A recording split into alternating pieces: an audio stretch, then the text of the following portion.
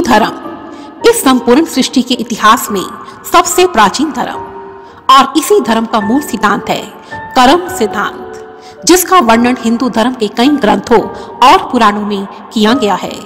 श्रीमद् भगवद गीता के दूसरे अध्याय के 47वें श्लोक के अनुसार कर्मण्येवाधिकारस्ते मा फलेषु कदाचन, अर्थात हे मानव, केवल कर्म करने पर तेरा अधिकार है, उसके फल पर तेरा कोई अधिकार नहीं। तू जैसा भी कर्म करेगा, शुभ अथवा अशुभ, ठीक वैसा ही फल मैं तुझे प्रदान करूंगा। उसी प्रकार तुलसीदास जी रामायण में लिखते हैं, कर्म प्रधान विश्व रची राखा, जो जस करही सो तस फल चाखा। अर्थात संसार की रचना कर्म के लिए ही की गई है। जो जैसे कर्म करता है उसे उसका वैसा ही फल चखने को मिलता है।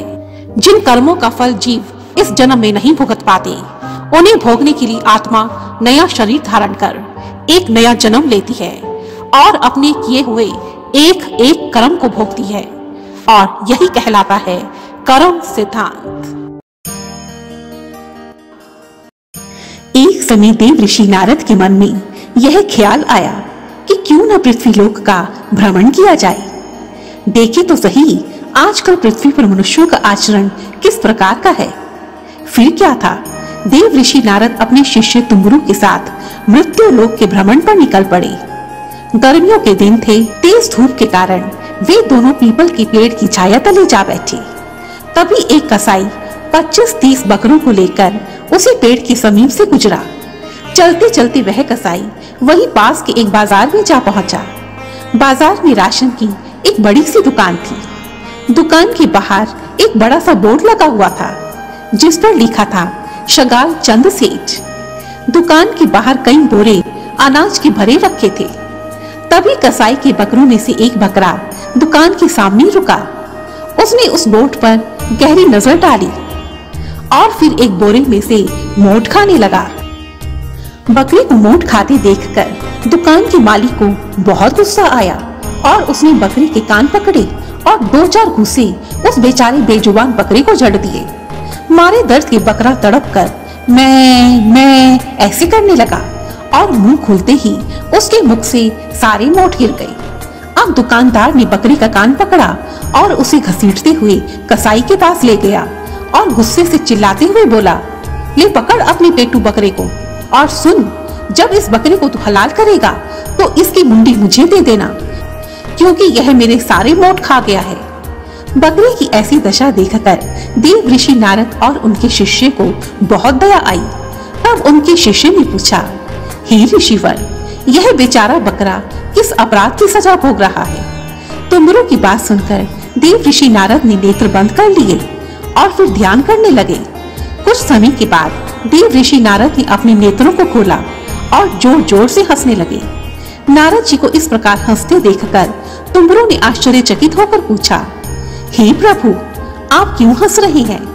उस बकरे को जब घूंसे पड़ रहे थे तब तो आप बहुत दुखी हो गए थे, किंतु ध्यान करने के पश्चात आप हंसने लगे। इस हंसी का क्या रहस्य है प्रभु? तब नारद जी ने मुस्कुराते हुए उत्तर दिया, अरे छोड़ो भी, यह सब तो अपने ही कर्मों का लेखा जोखा है। नहीं गुरुदेव, कृपा कर हमें पूरी बात बताएं। तुम्बरु ने फिर से निवेदन करते हुए कहा। तब अपने नेत्रों को बंद करते हुए नारद जी धीमी वाणी में कहने लगे, सुनो बस, इस दुकान के बोर्ड पर एक नाम लिखा है, शगाल चंद सेठ।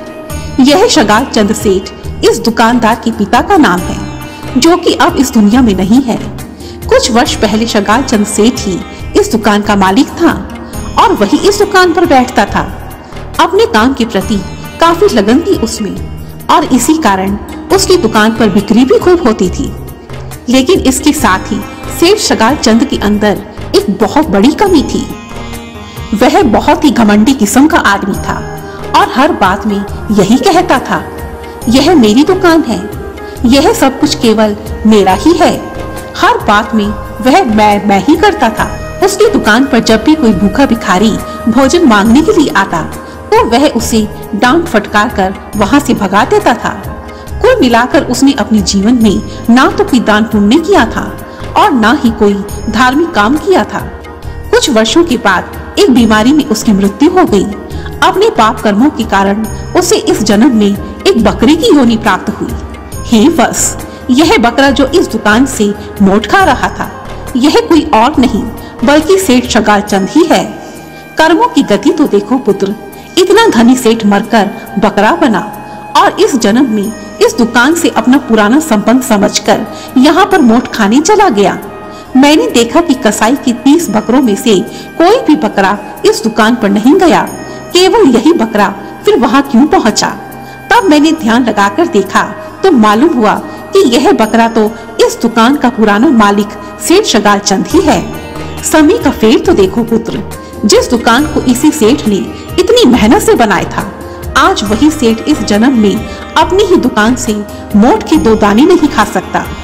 जिस प्रकार अपने पूर्व जन्म में यह भूखे भिखारी को अपनी दुकान से डांट फटकार कर भगा देता था, उसी प्रकार इस जन्म में इसे अपनी ही दुकान से डांट फटकार कर भगा दिया गया है।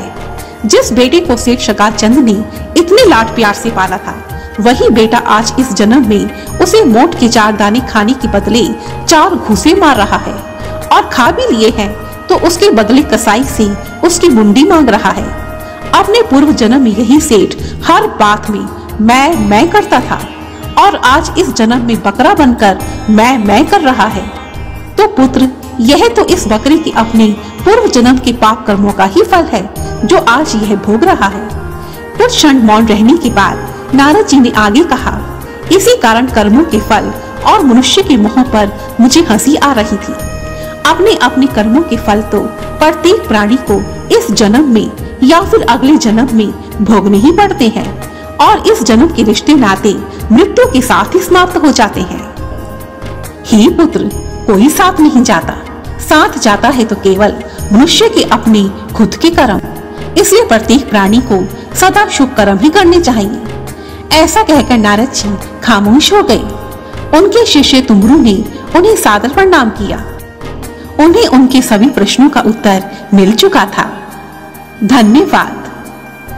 अंत में यह छोटी सी कहानी हमें बहुत बड़ी सीख देती है कि कभी किसी को कमजोर समझकर, किसी को छोटा समझकर इतना ज्यादा मत तड़पाओ कि अगले जन्म में वही आत्मा हमारे पास अपने जुल्मों का हिसाब पूरा करने के लिए आए। धन्यवाद।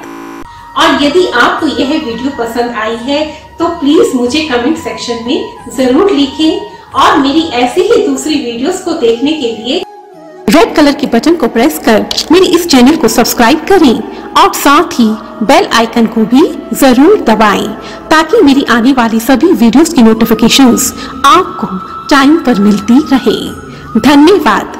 जय माता दी।